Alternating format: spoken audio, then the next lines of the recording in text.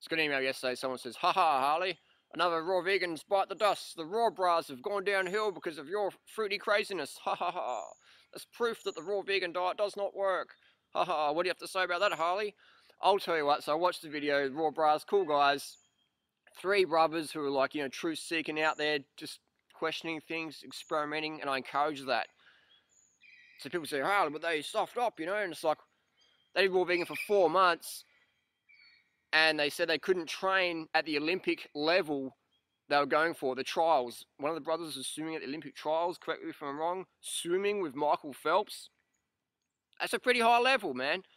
Swimming at that level and not doing all the drugs that the other people do, that's pretty full on. That's a lot of talent to be able to do that. So if you've got the genetics to swim at the Olympic trials, you've got a pretty big fucking motor in there, man. You've got a big motor in there, and that motor's going to be chewing up a lot of fuel. So I'm thinking, what's happening to these guys? Why aren't they succeeding? So I read the Facebook quote, and it was they're eating 3,000 to 4,000 calories a day. And trying to swim as fast as fucking Michael Phelps. And I'm thinking, hey, there's something wrong here, because Michael Phelps eats between 12,000 and 15,000 calories a day. So you got like up here, the 12 to 15, you got the 3,000 or 4,000 down here. You know, 30% of that. So I'm thinking, if an athlete's eating 30% of the fuel of their, you know, athletic idol, and they're not performing how they want to perform, I'm thinking, maybe there's something in that. Maybe if you put 30% of your fuel in your car and expect to drive the same distance as your friend in the same car, in the same direction, and your car breaks down, and you ring up the petrol station and go, hey, your petrol's not so good. It's like, hang on, you're only putting 30% of the fucking fuel in the tank. So my suggestion, the first mistake the Raw Brahs did is they underate hardcore. People say, Harley, 3,000 or 4,000 calories is a lot of calories. For who? For what? For someone, you know, sitting on the couch or who doesn't have much muscle or much size? Yeah, maybe it's a lot of calories, but for these guys, high intensity, want to increase the muscle mass, you're not going to find bodybuilders eating 3,000 or 4,000 calories a day, man. So if you want to be a bodybuilder, Olympic level swimmer, 8,000 is probably a minimum. I mean, Google it up what these people are doing, you know.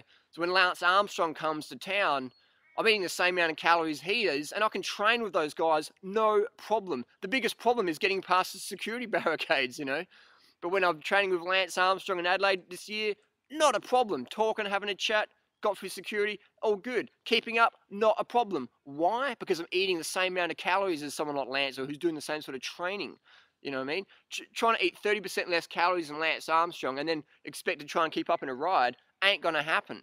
You know what I mean? Ain't going to happen. Doesn't matter what diet you eat. If you don't get enough calories for glycogen production every day, is your training. You are going downhill, buddy. I don't care what you're eating. If you don't get enough carbs and you're trying to train hard, your performance is going...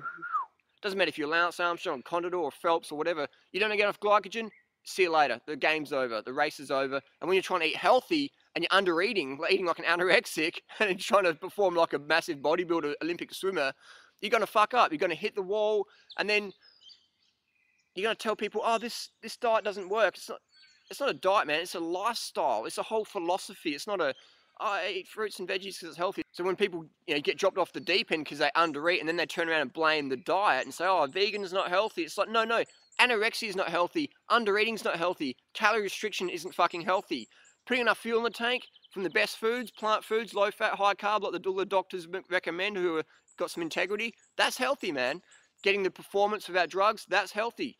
So put enough fuel in the tank. That's my first point. 3,000 or 4,000 calories is not enough for the Raw Brahs, man. These guys want to live the high intensity, high muscle, high fitness, Olympic swimming trials lifestyle. 8,000 minimum for you guys. Whatever you're going to eat. And the next point was, one of the guys said, B12, everyone who's a vegan gets a B12 deficiency. And I'm like, fuck, man. I thought we'd cover this, but I'll keep covering it until everyone in the world knows about it. So until 6 billion people in the world understand about B12, I'll keep doing YouTube videos about it. Anyway, so this is a great book to read. Why do I recommend this book? It's because there's other books to recommend, but they're written by vegans. Sally is a staunch anti-vegan, and you can get it in the book. So this is a book to read. It's not written by vegans, so there's no bias there. Incredible book. And I encourage people to read this book, and then after reading the book, with all the clinical studies. This is full of clinical studies. It's not some naturopath, psychopath, homeopath, woo-wah, spiritual woo-woo bullshit. This is clinical stuff all around the world, no bias, whatever. Read this book if you've got a concern about vitamin B12 deficiency. Could it be B12 by Sally Patchlock? And I applaud Sally for writing this book, and Jeffrey as well, because it's got some fantastic stats in this. So I encourage people to read this book and then go around telling people that, you know, a vegan diet is what causes B12 deficiency, which is absolutely the opposite, because 40% of the United States has B12 deficiency. Even the Framingham study said that 40% of their studies have B12 deficiency. So I'm not sure if the Framingham study was just studying vegans, but incredible book. So it talks about if you've had surgery, if you've had a history of smoking or celiacs or malabsorption or drug abuse or, you know, cobalamin G deficiency, all these things I didn't even know about until I read this book. And I was like, holy shit, this is a great book to read. So then someone, and then when the Raw Brah says, oh, you know, like, you got to do B12 injections the rest of your life if you're a vegan, it's like, what the fuck? You can walk into any pharmacy, any chemist in the Western world or in Southeast Asia, and they sell B12 supplements. There must be a lot of fucking vegans I don't know about then. So people say B12 deficiency is a vegan thing. If it was a vegan thing, it'd only be found in vegans, man. It's not. It's like saying that flat tires only occur in bicycles. They don't occur in trucks, cars, or buses. But we know that's absolute BS. So when someone says that you can't be a vegan because you're B12 deficient, they're absolutely exposing their ignorance on the subject. So the third point of the Raw Brahs is they took advice from people like John Fielder. And John Fielder, friendly guy, nice guy, but he wouldn't have a freaking clue about real health and nutrition, especially if you're an athlete. I mean, John Fielder, what sports he do? What sports he done? Raw fooders for 50 years? I don't know. I've had 2 friends from Adelaide die under John Fielder's supervision. One of them was 2009. It was a housemate of mine. You know, I'm living with a person. I come out from Thailand. They're dead. John Fielder says not to eat more than 2 to 3 pieces of bananas or dates a day. And try and do a raw food program on no fucking dates and bananas, man. And we're wondering why we have people with anorexia and all sorts of eating issues in the raw food world, because they're getting told by these sincere but sincerely wrong gurus, don't eat too much bananas and dates, you know what I mean? Absolute rubbish. So if you meet someone who's been doing something for 30, 40, 50 years in a car park and you're taking advice from them, that's good, but don't change your whole freaking life because of one meeting. Spend time with that person, ask that person questions. How does that person perform? How's that person, what's their emotional stability like? Are they on steroids? Are they on drugs? Ask more questions before you jump into final conclusions. You know what I mean? Otherwise, that can be really dangerous. It's like getting in the car of a stranger when you're a 10-year-old. You know, it's the whole stranger danger when you take nutritional advice. That applies as well.